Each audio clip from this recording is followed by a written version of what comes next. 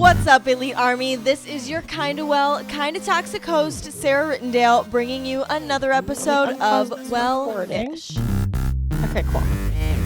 Okay, so Heather Gale, welcome to Wellish. I'm so excited to talk to you today. Thank you. I'm excited to be here. I wanted to bring you on because of your work in body image, like we were just talking about. So I love for my guests to introduce themselves first. I think it gives a really clear image of what your passion is, what it is that you do for work, and just kind of what we're going to be talking about today. So if you wouldn't mind sharing with me who you are and what it is you do. All right. So, my name is Heather Gale. I am a self mastery and embodiment mentor, and I also work with women on body image. And I've combined what's called somatics and body image for ultimate healing because I believe that healing body image, it starts in the body and not in the mind, like we've been trained. Interesting. Okay, I'm so excited. So why can you tell me a little bit more about that? Like elaborate on that. Yeah. So for people that don't know, somatic work, it's the soma just means the body. Okay. So somatics and somatic therapy is essentially using the body to help release what's been stored in there. Our bodies are living libraries of everything we've ever experienced. They are our subconscious, which determines about 95% of what we do and what we think and how we behave. Interesting. And so when we work on that body level, what happens is our body is actually guiding our mind, and our mind is the thing that provides the patterns, the behaviors, the thoughts. So when we clear out that trauma, all of those times we've been told, oh, your nose is too big, or you're not pretty enough, or whatever it might be, the mind will provide you with a different mindset.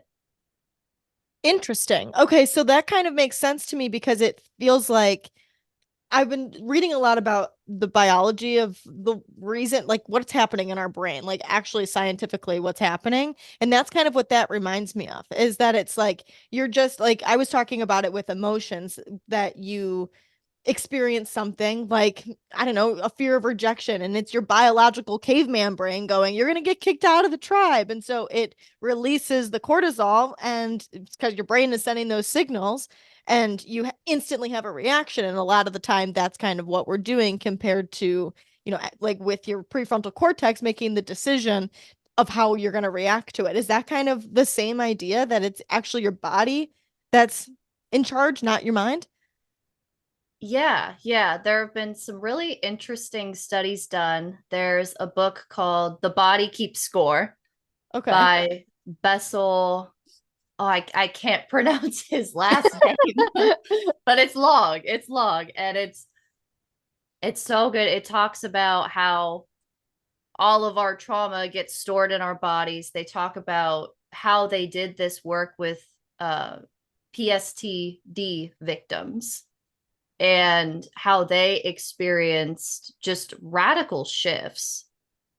And there's also Peter Levine. He's done work, he studied animals and he studied them in the wild and saw that they didn't carry around emotion like we did because they would do what's called the shake off response, where they would get chased by a predator.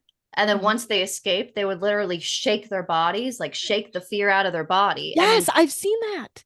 yeah, So bizarre. It's so weird. Okay, so interesting. So then why do you think body image is an issue if it's coming from inside of you more so? well, because we are a living library, we're taking in everything, right? Our words have power. There's no denying that. And Mm-hmm. also, other people's words have power. Hmm. And so, if we keep hearing and seeing the same things over and over and over again, it's going to become internalized. Yeah. And it's to the point, I actually saw somebody make this great analogy. Like the thoughts that you have are kind of like a parrot. And a parrot could say, I love you, but they don't mean it. Right. And that's the same thing with our thoughts. Like it's our words, but it doesn't mean it originated from us. It doesn't mean that's actually how we feel about ourselves. But all of that gets stored in the body because there's emotion that accompanies it. Totally. Oh, that's so interesting. So, is it those outside, like you're talking like media and family and friends? That's what causes these body image issues, is like all of the words that we're constantly given? Yeah. I Yeah, mean, that when makes I was sense. a kid, I did not think about my body until someone told me to. Totally. That completely makes sense. That it's just this learned habit then. And we feel like we're not good enough because we don't look a certain way.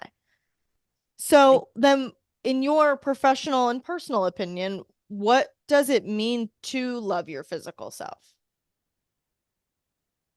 Honestly, the thing that I've found the most, I will say I don't fully agree with body positivity. I don't fully agree with body neutrality, Interesting. Okay. but I do believe that the less we focus on our physical appearance and the more we focus on developing who we are as a person Mm-hmm. and feeling good about who we are as a person, then those issues don't really come up. Like I know I experienced with me, the more I started really valuing who I was as a person and not extracting my worth from anybody else or validation from anyone else, then I liked who I saw in the mirror. Sure. So it's your self-image almost that you're working on compared to your body image. Yeah, yeah. That's the thing I've noticed with my clients the most. It's when they improve their self image, their body image improves. It just follows behind it. Interesting. Okay. So can you tell me, if you don't mind, what do you mean that you don't believe in body positivity and body neutrality? Can you elaborate on that? I feel like they go a little bit too into the extreme. Interesting. Okay. And our minds tend to also go towards the extreme. Mm-hmm. So we might hear something like, "Oh, don't look at yourself in the mirror." And I don't know, for me, I'm like, "What do you mean don't look at myself in the mirror?" I Like, literally just read something about that the other day, that you should get rid of all your mirrors for 30 days and see what that does to your body image and to your mind. And it's just kind of like, I don't know. I kind of, I don't agree with the extremism either. That's why Wellish is a thing, because I just think that, to think that it just paints this image like there's going to be this perfect end all be all transformation that you're wonderful. And it's just kind of not, it's not, I said kind of, it's not how it works. yeah. And the mirror thing, that's so interesting. I've heard that too. And I used to date a guy who was Jewish, and part of their mourning Hmm. is to cover up all your mirrors. Interesting. And so I was like, wait, so you want me to not look in the mirror, but this is actually a mourning custom of Yeah. a specific culture. That doesn't add up to me. Right. That's hilarious. That's so interesting. So then, do you know, what would you say are some signs that you're experiencing this issue? Like experiencing a body image crisis, for lack of a better word. I mean, it really comes down to the sensations in your body. Hmm. And because one thing that I noticed, like for myself and for my clients, which is how I knew to tell them to look out for it, was every time I would approach a mirror, I would actually like slump my shoulders down. And so I had to retrain my body to like, before I see a mirror, just like put my shoulders up and down and back, like have the pose of confidence. So paying attention to those subtle cues, a lot of people will feel like the discomfort when they feel like they are feeling like self-doubt or negativity or thinking negative thoughts about themselves, whether they hear the thoughts or not. Like they'll feel this like churning in their Hmm. gut, Hmm.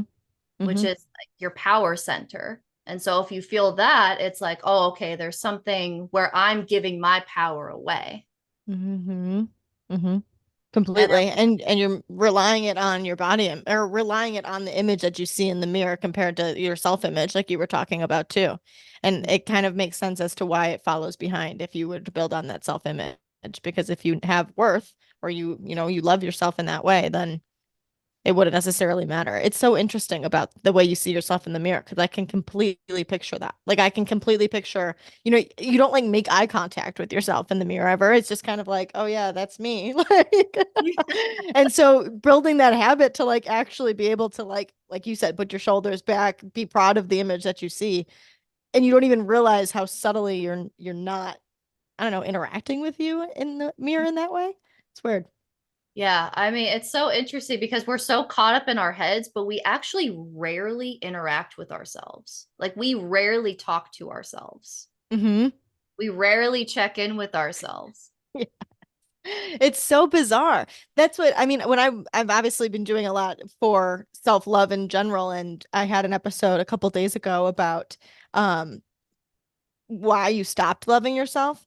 And it is interesting because it insinuates that there was a time in the past that you did fully love yourself before, when really I believe that it's always a learning process, that when we're brought into the world, you're a blank slate and your family loves you and showers you with love, and then you learn about friendship love, and then you learn about significant other love, but you never take a moment to say like, what does it look like to love myself, because nothing from the outside is actually triggering that for you.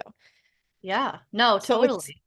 yeah. So it's just Totally. weird because you think, oh, well, I don't have to interact with myself. What do you mean interact with myself? And you don't make the intention to do that. No, it's totally true. I actually, before I stepped into this career, I worked in education for about 8 years. And Okay. so I worked a lot with kids. And the thing with children is they learn by observation and they Mm-hmm. learn like they are looking to the adults who are resourced to Mm-hmm. teach them how to be resourced. Mm-hmm. And so they really do come into this world as a blank slate. And then it's up to us to show them like this is how you talk to yourself, this is how you communicate with yourself. So I fully agree with that. Yeah. It's crazy. I don't know. It's so weird to think about it that way. And I mean, it so much correlates to the body image too, because like you're saying, all you're told constantly is this bullshit about the way you're supposed to look and what you should be doing and all of these things. Of course you would think that. Of course you would think that there's something wrong with you. They've got magazine covers and celebrities and now Instagram everywhere you see it constantly. Nobody's saying it to you the opposite way. You're good enough the way you are. So it's Exactly. interesting. Yeah, and we don't get taught like we get taught that there's some emotions that are bad and some emotions that are good. Mm-hmm. But the thing that I've learned is all emotions have a, I guess for lack of a better term, like a light side and a dark side. Like they Mm-hmm. all, like jealousy, for example, the gift of jealousy is it shows you what you want. Yes. Yes. I so agree with that. I talk about that all the time. I love that. And it's so true that they each have a good and a bad side to them, quote unquote. Yeah, right. Yeah, that's awesome. So, in regard to body image and kind of what you are seeing all the time, I feel like a really big theme is making sure that you're eating right and you're exercising and you're doing all of these things. So, what role does like healthy food and exercise play into your body image? So the thing about energy is that it never dies. Like, and so what happens a lot of the time is we live this sedentary lifestyle where we're not moving a lot. And because that energy needs to go somewhere, it actually goes to our mind Mm-hmm. because it has to go somewhere. Interesting. Okay. So when we exercise, that actually moves the energy out of our bodies. It clears our system. It helps us detox. It helps with lymphatic flow, which is and lymphatic drainage, which is the only circulatory system in our bodies that need to be manually stimulated. And Mm. that system is responsible for our immunity. It helps detox us. And so when we don't exercise, we're actually keeping toxins in our body. Interesting.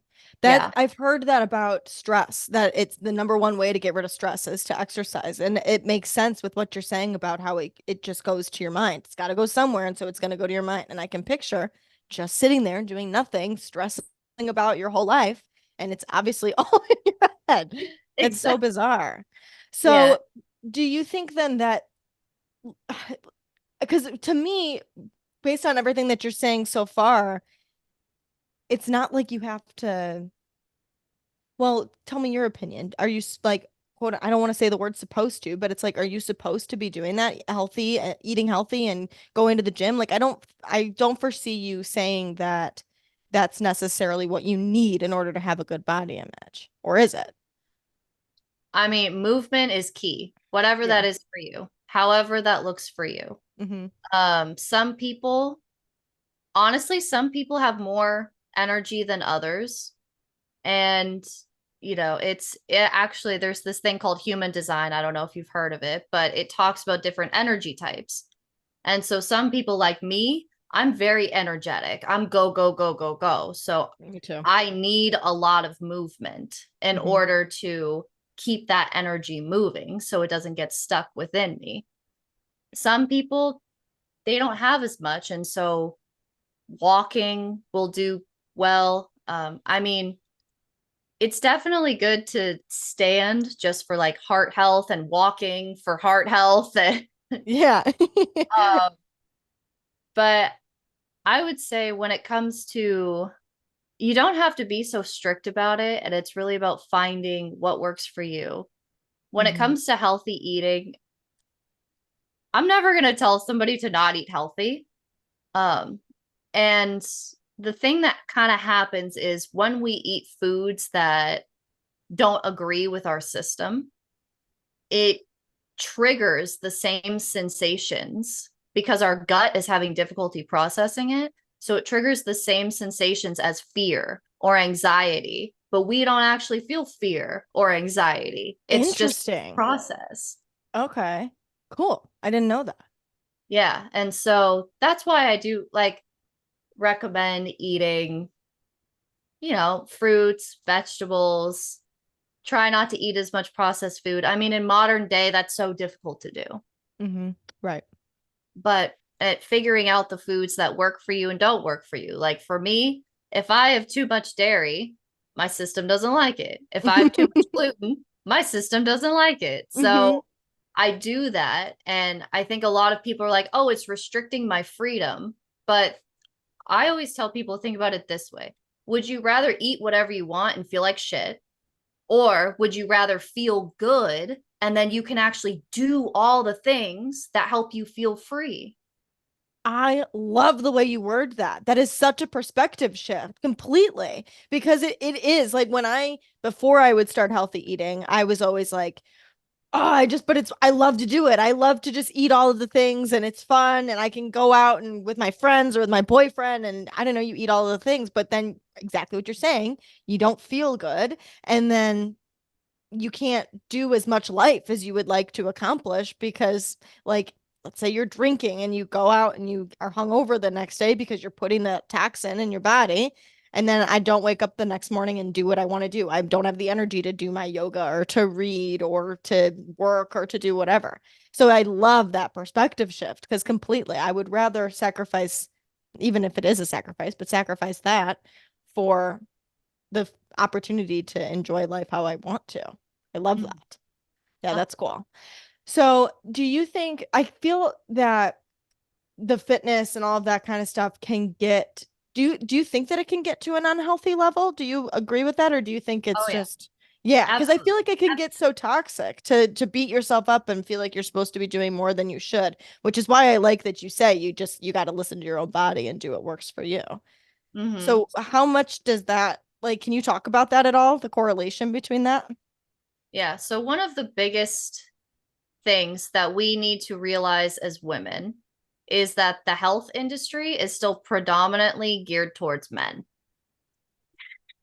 And it really wasn't until the 1990s that that industry started saying, "Oh, women aren't just short men.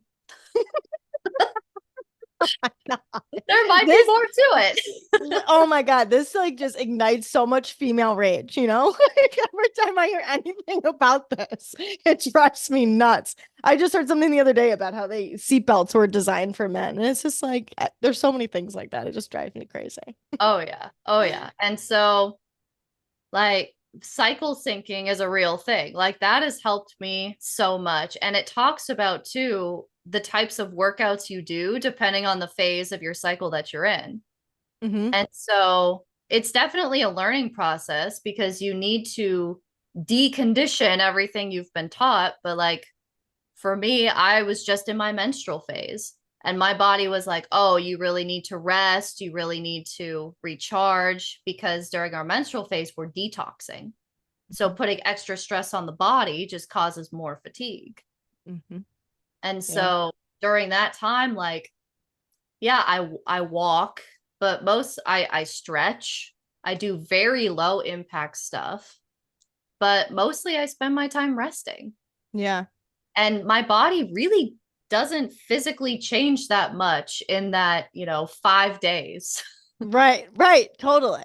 And it doesn't mean you're a failure. It doesn't mean you're doing, actually, if anything, it means that you're listening to your body, which is so cool. And I love the way that you are looking at this because, again, it reminds me of what you said about how if you have good self-image, then your body image follows behind because you're so much listening to what your body is telling you compared to you just being concerned with what it looks like. It's so much deeper and I just appreciate that. I think that that's really cool. I mean, it's such a cool way to see it.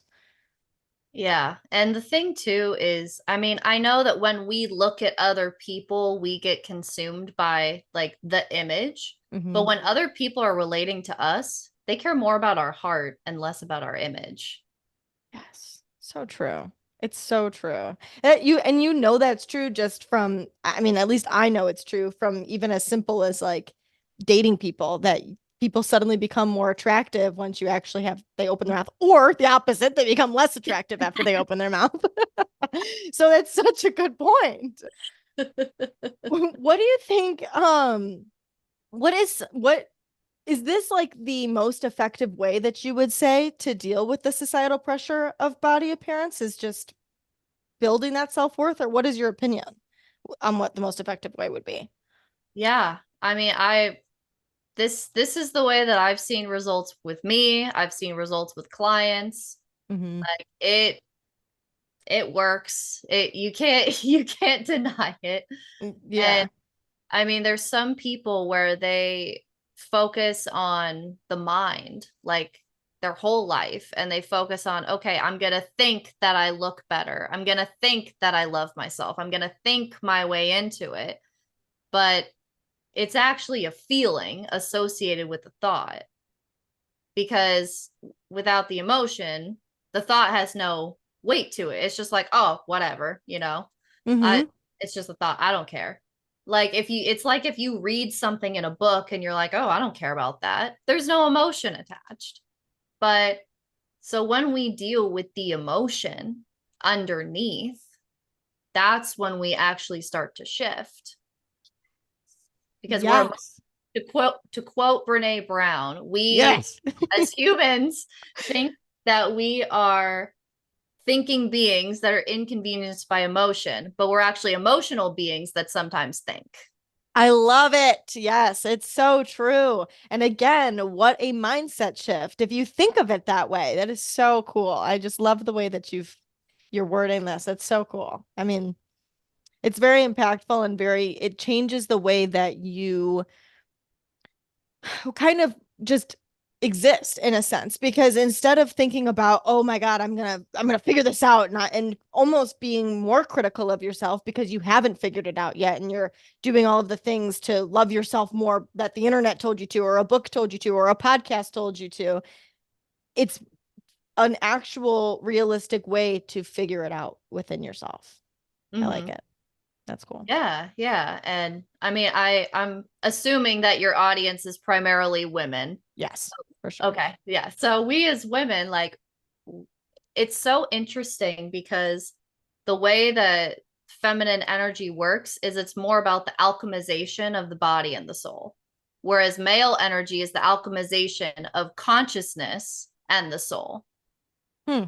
And so when we tune into our bodies, we are actually being in our full feminine nature. Interesting.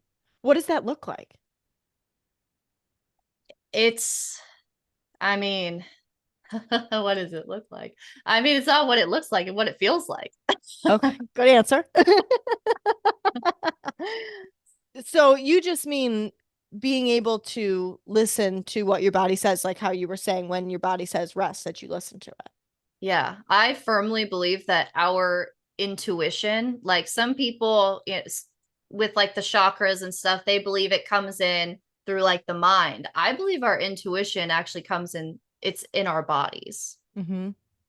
Yeah, And so, that's interesting. I mean, I don't think you're wrong because when I think of it, it's like you can think of, I don't know, like you say, like the gut churning feeling, or like I can feel it in, you can feel it in your chest, you can feel it in your throat completely. Ouch. mhm, Yeah, I agree with you. That's so interesting. What what is something that you think would solve body image issues? Do you think that's possible to solve body image issues? Or if you could do something, what would you do that you mhm. think would work? So, I mean, so at this point, it's considered it's a trauma, right? Mm, And so the thing about trauma is there's two different types. There's individual trauma and there's collective trauma. And as long as we have the collective trauma, then it will always exist within us because we're all connected. It's just out there in society. And so, what we can do is heal as individuals, and that will help change the collective. Like every time I do a practice or I'm like, oh, I don't want to do this practice, right? There's that resistance. My mind is like, no, I don't want to go there. I don't want to change. mm-hmm. I always like think, okay, you are doing this for your future children and for Right. everyone they interact with and everyone you interact with. And like, I think about it that way and it takes it outside of myself, but I'm doing the healing. And then, but that healing will cause a ripple effect. Completely. Collectively, there are definitely more people that are talking about tuning in with the body. So I think doing like that movement is so great and coming back to that and doing that is going to help. I don't know how long it's going to take, Sure. but I think that's definitely the right direction we're going in. Interesting. That's cool. How do you support someone with a body image issue? Like if you're maybe you because you coach people, but also if you know somebody that experiences that, what would you tell them? How could you support somebody else that is experiencing it? Hmm. So, not as a coach. I mean, honestly, it's hard because you want to tell them like, "Hey, I love you. I love who you are." Hmm. And it's not we want to say like it's not about how you look, but I mean, at the same time we're human and we do care how we look, Yeah. right?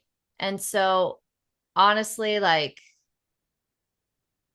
recommending that they get help or that they find somebody to talk to, Hmm.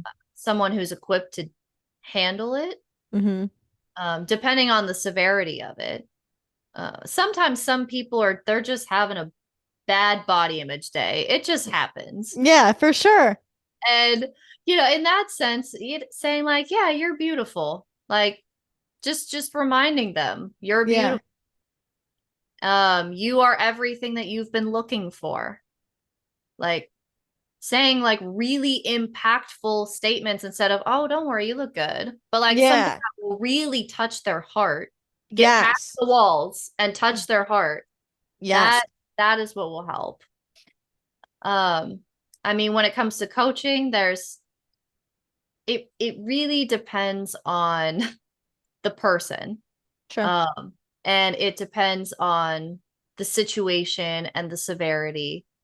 Like typically I spend most the beginning of when I work with someone on something called resourcing, which is getting them to tune into their bodies Mhm. so that way they can get used to listening to themselves and being present within themselves.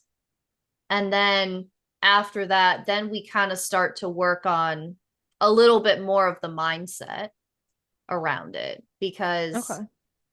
if you don't know how to tune into yourself and listen to yourself and feel that safety within your own body, then all of the mindset work it's not going to help. Like it'll help a little bit, but it won't help on the deep level that we need the help on. Right. I think so. First, I want to say I mostly asked you that question because I think it's so helpful to hear how you would support someone else. Because if you can say that, then you can know to apply that to you.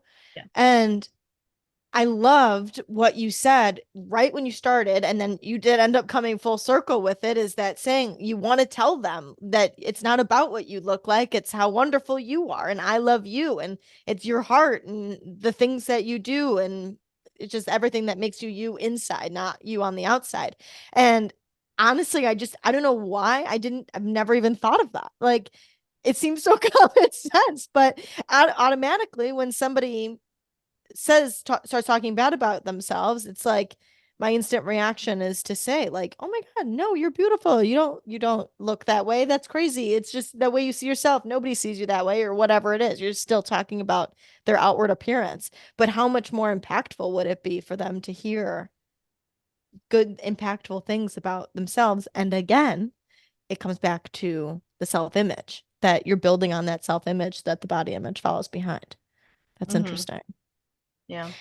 Do you think that it is possible to be 100% happy with what you look like? Hmm. I don't know if I honestly don't know if it's possible. It's possible to do it in a day, a few days, a week, maybe longer, but I mean, we're still human. We still have those days where our mind takes over and the old thoughts come in. And, the thing about healing is it's not like, oh, I heal and then I'm done. Like there's Mm. more layers to uncover constantly because the subconscious, like, it's absorbed everything from the Hmm. moment we were like in our mother's womb. Yeah. Like Yeah. it goes so, so deep. And so I don't know if it's possible. I would like it to be, obviously, because that would be great. Yes. But, keep like that's when we come back to, okay, this is my self-worth. This outside thing does not determine it. And we just keep going with the flow of life. And Yeah. Yeah. That's so validating, honestly, because it is. I love hearing you say that we're just human, and I loved hearing you say sometimes you have a bad body image day, just like you have a bad hair day sometimes. Like it's the same thing, and it's just this constant practice that you're always working on. And obviously, if you're in a really low place, like you were saying, get help for that. But it just makes me think that, you can obviously work to get to a specific point that you're not horribly beating yourself up constantly, but it doesn't mean that you're going to reach the state of perfection. And that makes so much sense. And it makes sense too, because to me, it's like you're not required to meet the specific image that you set for yourself in your head. Would you agree with that? yeah. And coming back to it, the image that you set for yourself in your head, that doesn't really come from you. It comes from other Mm-hmm. people a Mm-hmm. lot of the time. Yeah. Yeah. And we can convince ourselves that it's like, no, that's what I want. That's what I want to achieve. I want to get abs. I want to grow my butt. I want to grow my hair out, whatever. But it's because all you're learning is that that's what makes you pretty and that's what makes you good enough. Yeah, Oh, exactly. Yeah, so and bizarre. there's nothing wrong with wanting abs. Like, hey, I want abs, Yeah, but right. I want to have a strong core because the core is like our foundation, right? It helps me stand taller. It helps, like, it supports all of our organs, right? So there's nothing wrong with it, of course. But like, do you want like a six pack? Probably not, but you at least want Mhm. to have a strong core. At least that's my personal take. Yes, and well, and that's such a good point too, that you can obviously have goals and shoot for these things. It's not saying that you shouldn't have them, but what's the underlying reason why you're trying to attain it? Is it because you think that it'll make you be good enough, or is it because you actually truly want to achieve that and prove to yourself that you can be disciplined enough to work hard and get abs? I don't know, whatever your goal is. I've heard people say that about weight loss, that I used to be a personal trainer, and people would always think that if they hit the right number on the scale, that that would mean that their self-worth and their self-love would come rushing to them, and it's like it's not going to work that way. You're still going to have those inside feelings. You have to build on that while you're, working to maybe make yourself feel better through this Exactly. weight I loss journey. mean, and the way to think about it is if there are people that believe if you hit a certain number, if that were true, then anorexia wouldn't be a thing. Hey, true. Completely true. That is so interesting. Totally. And that's such a good point too, is that body image is just, it doesn't matter what you look like. It can come in so many different forms, and no matter who you are or what you've been through or anything like that, anybody can experience it. Oh And so yeah. it's just you can't discredit. I don't know. I feel like I see that so much, people discrediting, oh, well, you're skinny, or oh, well, you're rich. You can have whatever you want. And it's just it doesn't make it And better. it's interesting because I do know some wealthy people and I know like through coaching and they've coached other wealthy people. Rich people are some of the most miserable people you will meet. Right, exactly. Because they don't have that inner core happiness. So Hmm. bizarre. Yeah, it's Yeah. true. What steps can you take to improve your body confidence? Like if you were going to sit down with somebody and try to tell them what they needed to do in order to feel more confident about themselves, what would you tell them? I always like to work with the body first. So being really aware of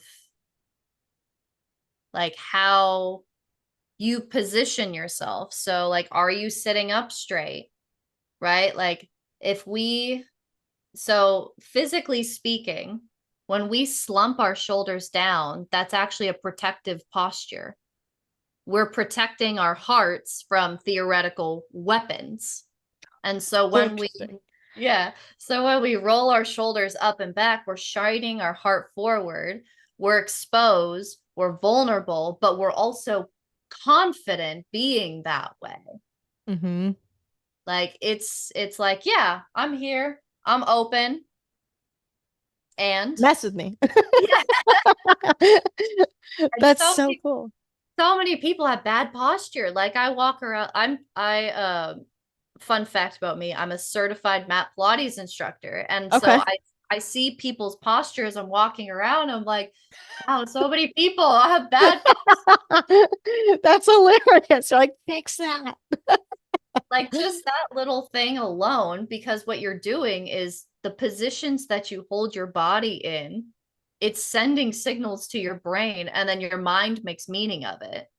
So if you're Mhm. slumping, then it's like, oh, I need to protect myself. Why do I need to protect myself? Oh, well, I need to protect myself based on this past thing that I'm not pretty enough. Oh, how do I get pretty enough? Right. And it like starts this whole cycle. Mhm. But so if we, yeah, just like sticking with the example of sitting up straight, it's like, oh, you're confident. There's nothing you need to do. Mhm. Right. I've heard that too about taking up space. Would you say that's the same thing? That girls tend to like sit with cross-legged and try to like make sure that they're, I don't know, it's almost like women try to take up as little space as possible, where men sit with their legs out, and I don't know, obviously that also comes down to biology and what's in between people's legs Yeah. and comfort, but that it's kind of the same idea with the confidence and trying to, make yourself, I don't know, be more there. Is that the same idea? Yeah, yeah. Like you, like being present, be present. And I mean, I always tell women, I'm like, yo, like when you sit down, don't just sit down, sit on your throne.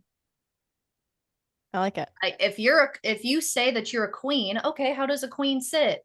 Yeah. She's she's sitting up straight, she's relaxed, she's confident, she's sovereign, she knows that she is the authority and she is sitting in her throne.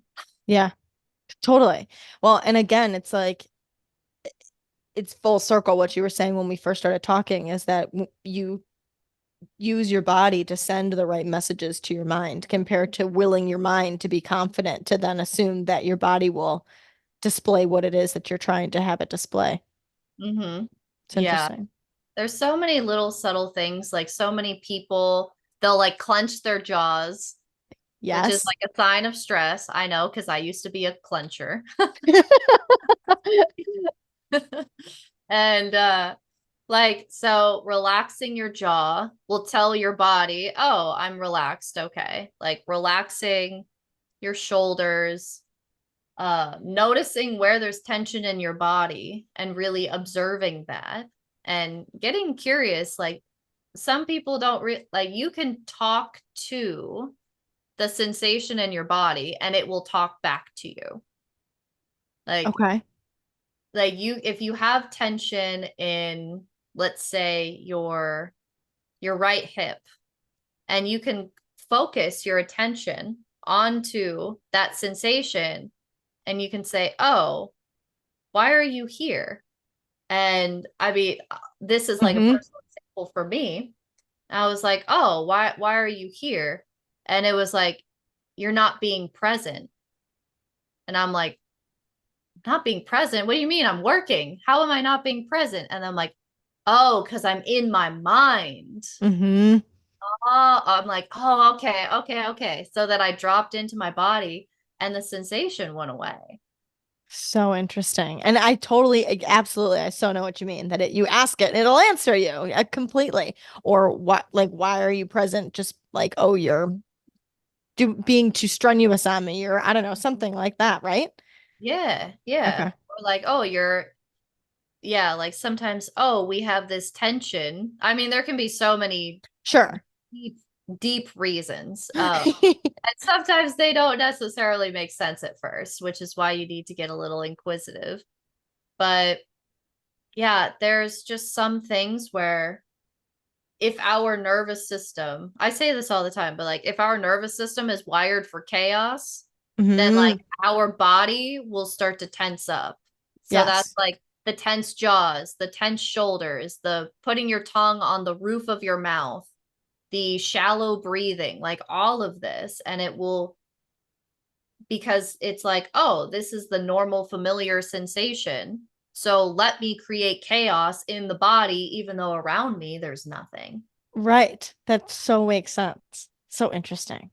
So, what can you tell yourself to eliminate those thoughts of feeling like you should be doing something in order to reach a certain body image, or that you should be doing something to attain this? Hmm. The first thought is it true? Mm, Is it the truth? mm, mm-hmm. Not just because there's the subjective truth and there's the truth. So Right. ask, is this the truth? And a lot of the time, the answer is no. And if it's yes, then it's like, okay, how can I do this but not stress myself out in the process? Right. Completely. That's interesting. I like that too, because again, it follows that same thing of you ask yourself that question and you'll get an answer back. And you know in your heart of hearts that Mhm. it's not or whatever the true answer is. I love that. What kind of things can you regularly practice to improve your body image over time? So definitely, like I mentioned earlier with the mirror, like if you know you're about to approach a mirror, Hmm. like putting yourself in a confident posture, um, when you think about your body image, asking yourself, why am I thinking about this? Yeah, that makes Like, sense. so little time we actually question why we're thinking about something. Yeah, right. I think that um I don't know, it kind of falls into that same idea of what we were talking about with the self-worth too, right? Mhm. Yeah. Yeah, totally. And a lot of the time, what happens is the body image, it's actually like a very surface level thing.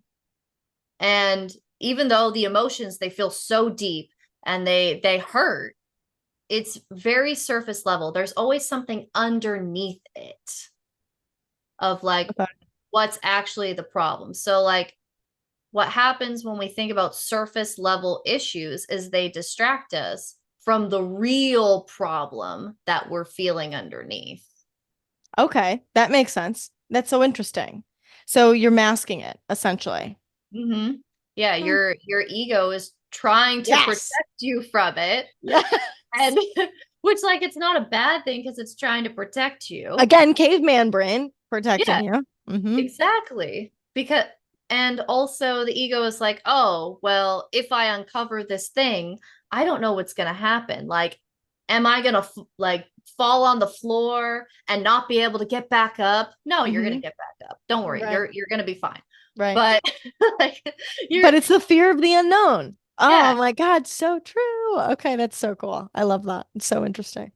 because it knows that because we operate from the past. Like so much of the time we hmm don't the mind it operates from the past. hmm And so if it doesn't know what's going to happen, it's like, wait, does this mean I'm going to have to completely change who I am and what I think? And it's like, yeah, you do. hmm But also that's what you want. So it's the Right. choice of do I want to keep doing the same shit and feeling miserable, or do I want to jump into the unknown, scared, and maybe I'll feel better? Yeah. Giving yourself permission to evolve. That's so Yeah, cool. I love yeah. it. So interesting. So, to wrap things up, I like to play a game with my guests called Kinda Toxic, Kinda Well. I think that it really highlights humanity in my guests that always seem to have it all together. Okay. And a lot of the time, because most of you do have it all together, that you kind of are able to reword or have a really good answer to things that you might lean a little people might lean more into the toxicity side that and it provides some good advice. So if you're down to play, I have these 9 questions for you. Yeah, let's do it. I'm Okay. ready. What or who are you jealous of? Ooh, what or who? Actually, now that I'm like getting older and getting towards that age, I a secondary emotion when I see happy families is jealousy. Yeah. Okay, that makes sense. Yeah, absolutely. Yeah. And going back to your point that you made earlier in the podcast, that it just shows what you want in your own life. Yep. Yep. When Yeah. is the last time you people pleased instead of doing or saying what you really wanted? Ooh. Um, I was having a conversation with my mom and she was being kind of negative and I was just like, "Oh, I'm so over hearing the same shit over and over." And instead of saying that, I just kept my mouth shut. Sometimes you just have to do it when it comes to family. I think that's almost everybody's answer to that question is it comes back to family every single time. When are you selfish? Ooh, when am I selfish? Definitely. I don't know. I mean, I'm single. I live alone. I'm pretty selfish. I love that. But in a good way, right? Yeah, yeah, definitely in a good way. Like I try not to be with other people, but because of my circumstances, I'm pretty Yeah, soft. that's amazing. I love that. What do you find yourself overthinking about? Ooh, like what to do next? Like always being like, oh, okay. So I know where I want to go. I know what the vision is. What's the next step? Right. And I'll receive guidance and it'll say rest. Is that really the next step though? I love that. What is a should you have let go of? Ooh, a should that I've let go of. I think I'm constantly working on letting go of shoulds. I heard this one coach that I know say a should is just a shame that you believe you should do. Hmm. And so a should is just a shame. And so I really started paying attention to when I say I should. And I'm like, wait, should I?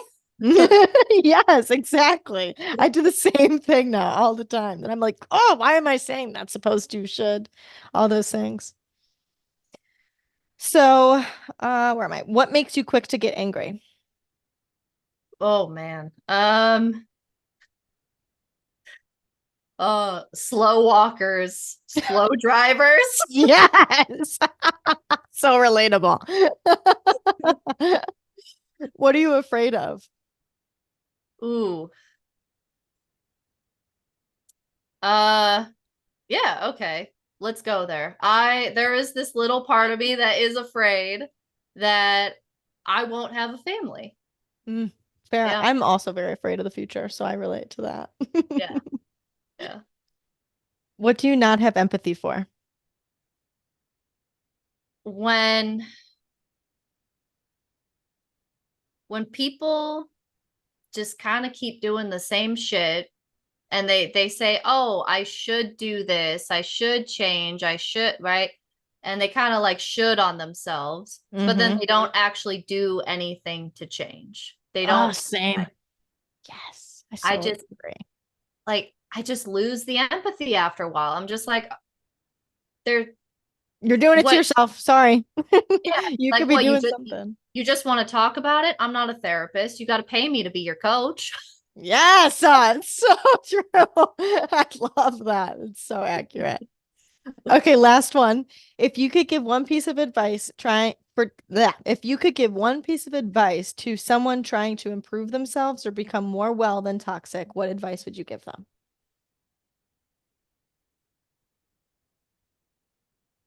That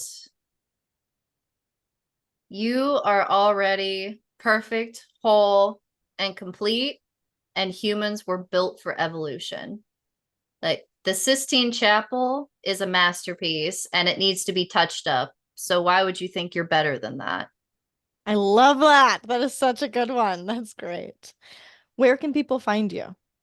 I am on Instagram and TikTok, but I'm mostly on Instagram at I am Heather Gale, spelled Gale. And yeah, like I answer my DMs. It's not a robot, it's me. Awesome. Awesome. Well, thank you so much for being here, Heather. I've really seriously appreciated everything that you've said. You've really given me a lot of perspective shifts, so I appreciate you. Oh, thank you. Yeah, I love to be here.